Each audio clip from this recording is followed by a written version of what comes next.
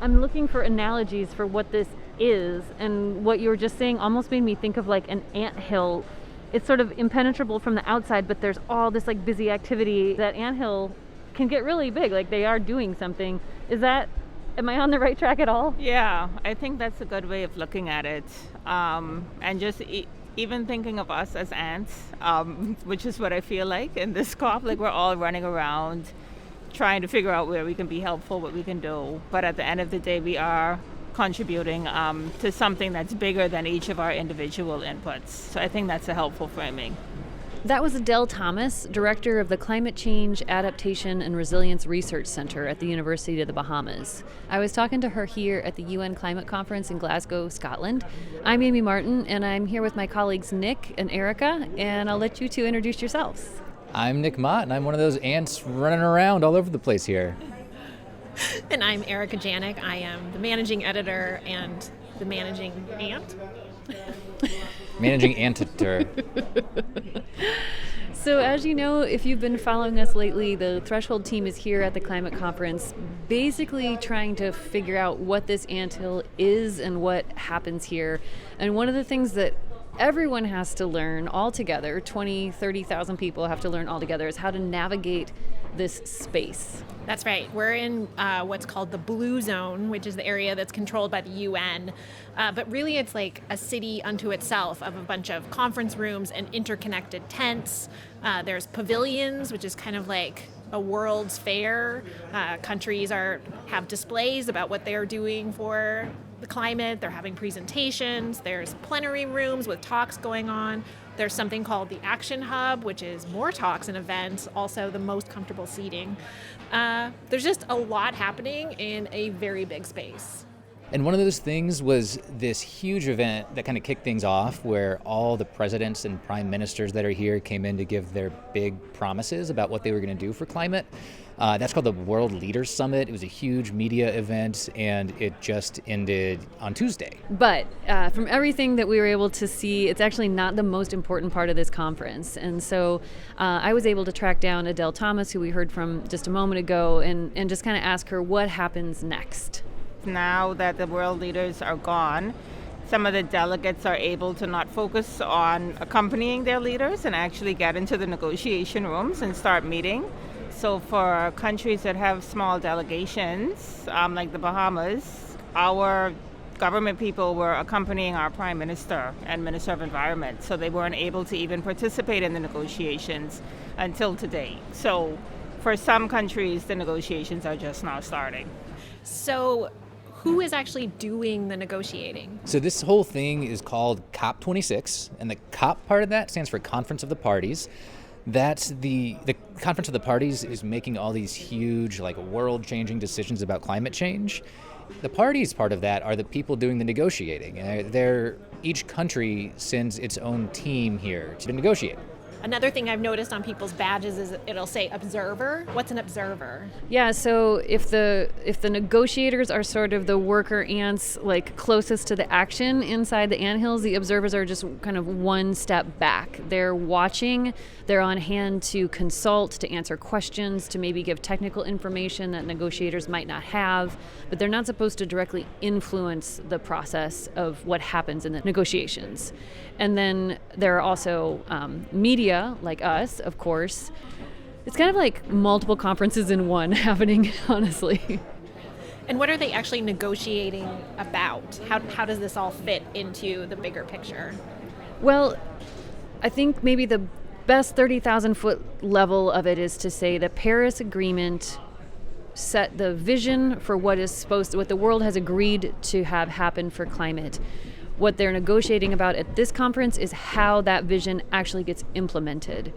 And then what that means is looking at tons and tons of text and deciding together what little bits of text mean that get turned into policy in a way.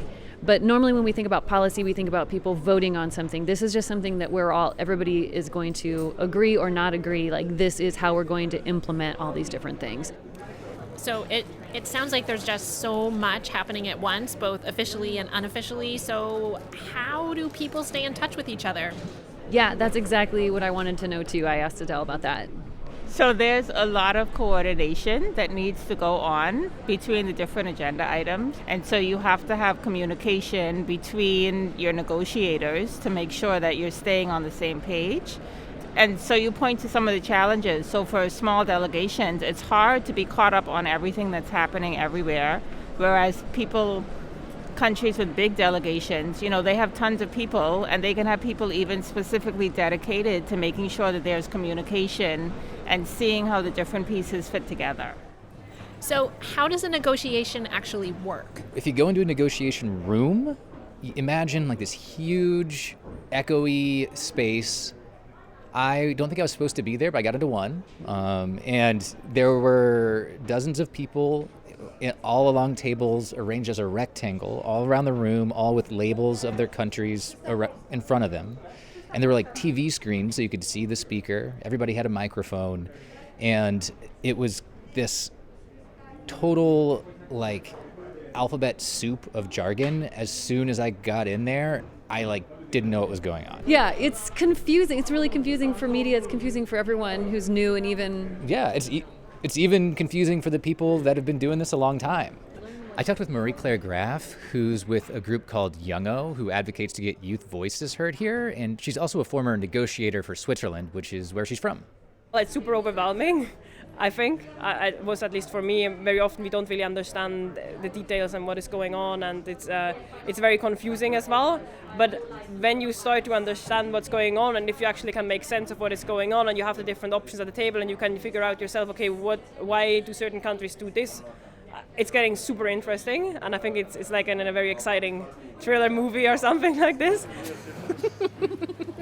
I love that. I love the idea that in the midst of all of this jargon, that there is something happening that is like a thriller movie. It seems like when you really get to know how all this fits together, then you really start to see how that drama unfolds. And Marie-Claire said countries have actually made a lot of these decisions like months and months in advance. They know their platform, they know what they're advocating for, but when everybody gets together, those visions and platforms don't fully align. So things start to move and budge just one way and then the next, and that's when things sort of get upheaved or moved around, and where that drama starts to really take shape. It's about the details.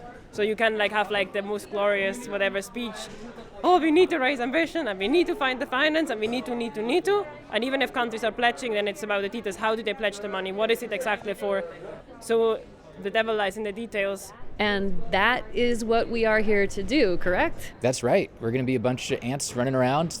Looking for devils.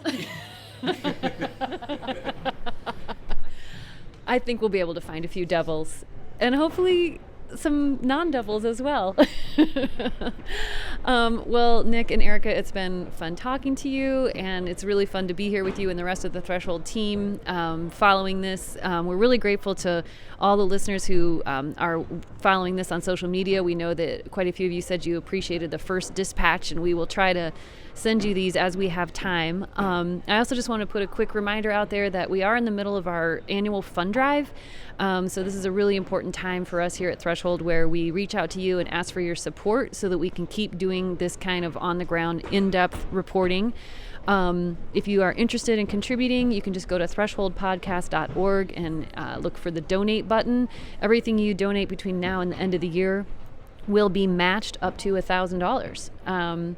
So again, that's thresholdpodcast.org/donate, and follow us on all the socials. And thank you so much. We'll be back with another dispatch as soon as we can.